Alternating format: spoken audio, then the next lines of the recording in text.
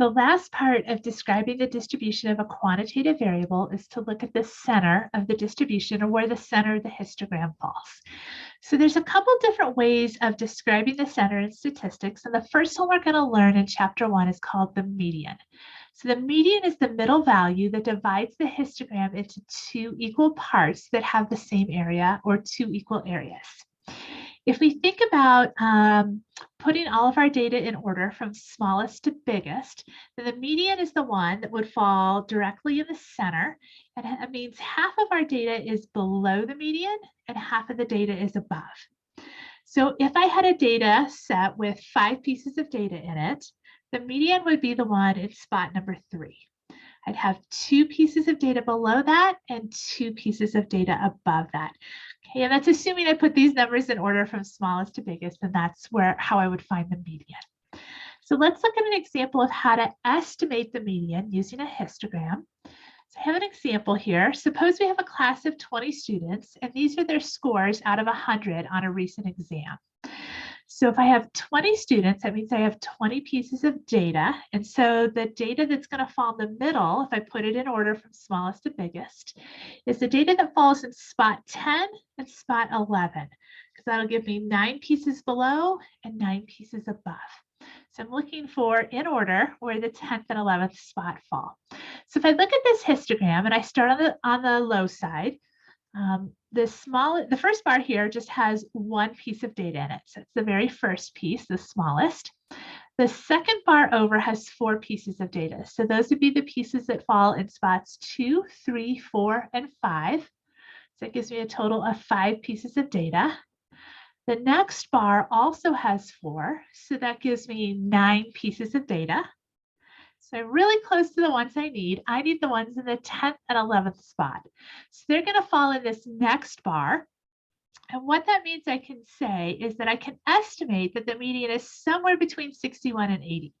I don't know exactly what it is from the histogram, but I know that it's located in that bar where the values are between a 61 and an 80 on this exam. Okay, so that's how we would do that from a histogram. We can actually find the exact median if we have the data set. So let's take a look at that. For the histogram, remember, we know it's between 61 and 80. It turns out that the actual median is 65. And you're going to learn how to do that using Excel when we get into chapter 2. But here's a quick rundown of how that goes. So if I have the original data set, so I have these students labeled A through T, and I take their scores and I put them in order from smallest to biggest, like I did at the very bottom. Then I count over to where the 10th and 11th pieces of data are at. So 1, 2, 3, 4, 5, 6, 7, 8, 9. So 10 and 11 are students M and D. And so since I have 2 values in the center, a 63 and a 67, I'll average those, and that's where I'm getting my median of 65. So for right now, you'll just estimate the 2 values that border that, or if you're given a multiple choice, then you select the choice that falls between those values as a best guess for what the median is. And then in chapter 2, we'll look at how to do that exactly. So you have an example on your guided notes. This one has quite a few more pieces of data. There are 402 pieces of data here.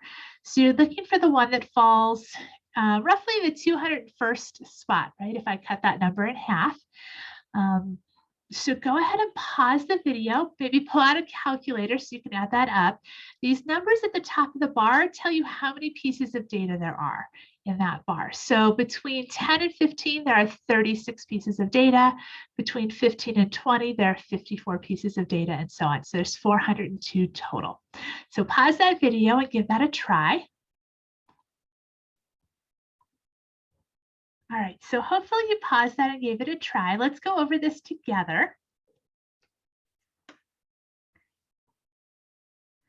So here I have the 402 pieces of data. So I'm looking for the spot where it falls, where I'll have 201 pieces of data on this side and 201 pieces of data on the other side. So this first column has 36 pieces of data. So take the 36 and add the 54. This gets me to the 90th spot. I'll add that 69 in. So this is the 159th spot. So I'm getting closer. I need to get to that 201st. The next bar has 82 pieces of data. And so that gets me to the 241st piece of data. So that 201st is somewhere between these two. And so that means I can estimate that the median is somewhere between 25 and 30. Okay, so for right now in chapter 1, you're just going to estimate using those values that border the bar. And then in chapter 2, we'll look at how to find this exactly.